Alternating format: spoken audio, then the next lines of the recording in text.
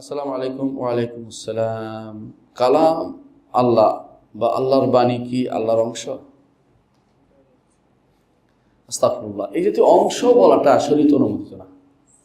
আল্লাহর গুণ, আল্লাহর গুণ, আল্লাহর গুণ। আপনি যে কথা বলেন, এটা কথা আপনার অংশ। আল্লাহ আপনার একটা গুণ, এটা আপনার একটা গুণ। আল্লাহ তাআলার কোনো সিফতকে অংশ বলা জায়েজ নেই। আল্লাহ তাআলা কোনো গুণকে অংশ বলা জায়েজ নেই। আপনি নিজের উপর কিয়াস করছেন যে আমার হাত যেমন আমার অংশ, আল্লাহর হাত তো আল্লাহর অঙ্গ। এই যেহেতু অঙ্গ বলা জায়েজ নেই। আল্লাহর হাত বলবেন। হ্যাঁ, হাতে হাত অর্থ বুঝি, কিন্তু ধরন আমরা বুঝি না। যেহেতু বুঝি না, এটাকে অঙ্গ বলাও জায়েজ নেই। আপনি আল্লাহর হাত তো দূরের কথা, যেটা একেবারে হাত নয়, মানে যেটা যেটা একটা গুণ, যেটা গুণ বলে স্বীকৃত, এটাকে আপনি অঙ্গ বলে দাবি করতেছেন। এই জাতীয় অংশ বা অঙ্গ বলা জায়েজ নেই। এই যে অংশ বলা আল্লাহর জন্য জায়েজ হবে না। আল্লাহর জন্য আপনার উপর কিয়াস করে কিছু বলবেন না। আল্লাহর জন্য আপনার উপর কিয়াস করে একটা শব্দ বলবেন না। আল্লাহ তাআলা বলেছেন তার চোখ আছে, আপনি বলবেন আল্লাহর অঙ্গ, চোখের অঙ্গ বানাবেন, জায়েজ নাই। অঙ্গ বলবেন না। কেন বলবেন না? আল্লাহ এটা বলেনি। আল্লাহ বলেছেন চোখ চোখ রাখি, অর্থ বুঝি। আল্লাহ তাআলা অর্থ বুঝি, ধরন বুঝি না। ধরন যেদিন বুঝবো সেদিন বুঝবো অঙ্গ কি না, এটা সেদিন বুঝবো, এর আগে বোঝা যাবে না। সেটা কিয়ামতের দিন বোঝা যাবে। এর আগ পর্যন্ত এইভাবে অঙ্গ বানাবেন না। অঙ্গ মানুষের সৃষ্টির হয়, স্রষ্টার অঙ্গ আপনার জন্য আল্লাহ নিজে বলে নেই কোথাও যে আমার একটা অঙ্গ, এটা বলে নাই। যেটা নয় আল্লাহ বলে নাই, সেটা আপনি অতিরিক্ত বাড়িয়ে পরবর্তী ধাপে চলে যাবেন না। আল্লাহ বলছে একটুকু, এটা তিনি তার চোখ আছে।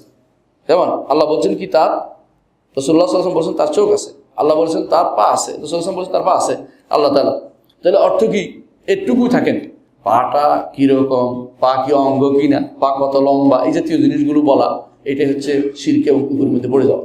যেটা আছে ওইটা বলেন, অর্থটা সাব্যস্ত করুন, ধরন সাব্যস্ত করবেন না। আরেকটা নাম দিবেন না, আরেকটা নাম দিবেন না। আরেকটা নাম দিলে আপনি বরবাদ হয়ে গেছেন। আল্লাহ কি শরীর আছে কিনা এটা বলা জায়েজ না। আপনি শরীর বলতে বলছেন, শরীর তো মানুষের হয়, সৃষ্টির।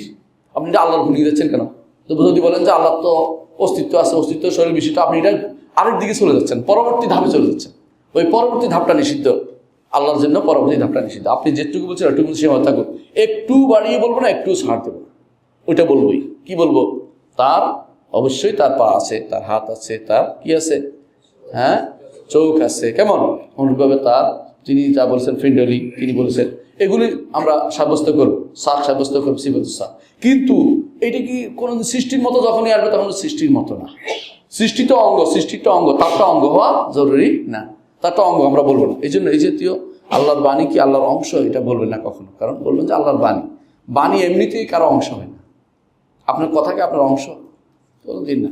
তো এটা আল্লাহর জন্য আপনি আরেকটা বাড়তি জিনিস সাব্যস্ত করতে করতে বাণীকেও এখন অঙ্গ দিকে নিয়ে যাচ্ছেন। মানে কত খারাপ অবস্থায় নিয়ে গেছেন, কখনো বলে না কেউ।